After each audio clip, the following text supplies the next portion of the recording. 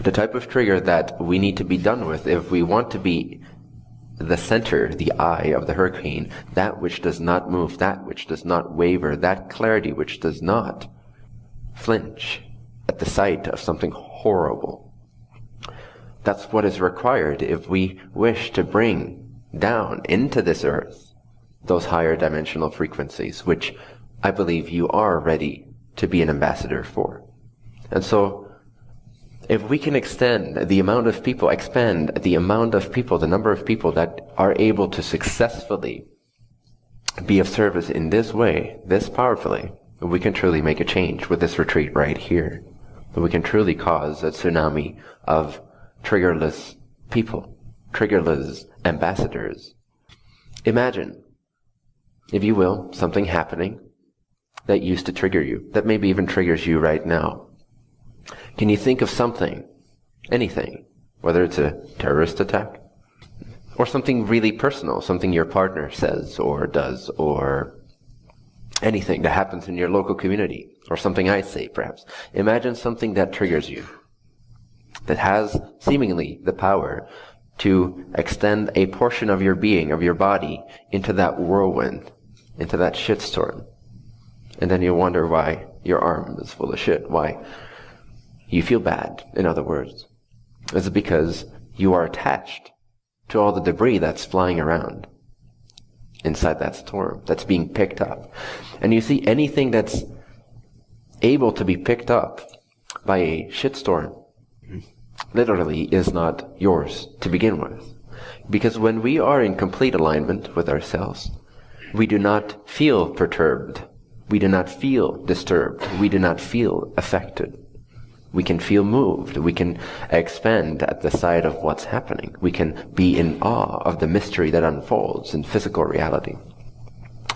But we are not disturbed. We are not wavering from our integrity, from our alignment, from our dedication, from our focus, and from our conviction that the vision that we envision, the vision that we download, that we tap into, which is that already available fourth density field of information that wants to emerge from every cubic centimeter of our third density space-time reality. It wants to emerge like a flower taking up space. Fourth density energy wants to unfold inside out third density space-time vibration and transform it into a full-fledged fourth density vibration. And so in order to bring that out, we need to be tuned into the vision of that, and we need to be transcendent to the biases that we once held so dear. So imagine something that normally triggers you. And now imagine a version of yourself that's standing right next to you. Feel the trigger right here in your body, in your mind. So imagine something that disturbs you, something that you can think of, a memory perhaps, that disturbs you. And I'll just give you 20 seconds to conjure up something. Maybe close your eyes. Like, what's perhaps the most disturbing thing to you? What's the hardest to reconcile with the wisdom that we're sharing here and the love that we're talking about? What does not compute for you yet? What is not yet included in the one infinite creator's creation for you? What is that thing that stands out, that triggers you? Pick one, if you have many. Okay, got it? Alright, can you feel it a little bit? Can you imagine it? You might not feel the full force of it as it would actually happen organically, but you can at least tap into the memory of how you got triggered before by this, correct? Okay, so pretend that that's you for a second, which is what you normally do when you get triggered. You pretend that that is you. And now envision next to you a version of yourself, looks exactly the same in terms of external appearance, an exact copy, clone of you, another version, except even though you guys are able to interface, you're able to see each other in this reality. From the personal point of view, that version of you is actually perceiving a parallel reality. They're actually experiencing themselves differently. It's a different point of view of the same scenario. Imagine that version of you, which is another version of you. It's as intimate to you as the one you just pretended to be. And imagine what it would be like for that version of yourself who does not get triggered by anything. Anything. There's no taboos. There's no activism. There's no feminism. There is no any kind of ism.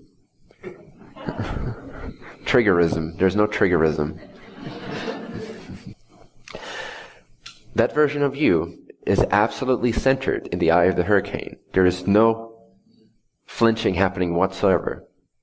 These eyes do not blink. Same scenario. So imagine this version of you witnessing the same scenario that triggered the other version of you. Version A, let's call the trigger-happy version of you version A. And the triggerless version of you, version B. How does version B experience the same scenario? And don't bring with you the biases from version A. Really imagine being outside of your bubble of everything that you know and hold dear, all your beliefs. Yes, that includes your ideas of compassion. That includes your ideas of activism. That includes your ideas of what's right and wrong. For a second, bypass all of that. Leave behind all of that, knowing that you can never lose your humanity. You can never lose your heart. You can never lose your sensory perceptions and your intuition. So don't fear stepping outside of the biased self. You'll be quite all right. You'll be quite loving. And imagine what this version, this triggerless version, absolutely unable to get triggered, what does this version experience in the same scenario, looking at the same event? Feel that for a bit. Can you feel the difference? Who is scared by the prospect of seeing live without trigger? Raise your hand if you feel a little hesitancy. Okay, that's good. So you like it. So you know that this is the way to go.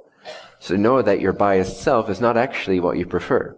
You prefer the triggerless one, the powerful one, the free one, the one that cannot be disturbed by ideas of right and wrong, by ideas of this should not be part of creation, or anything along those lines.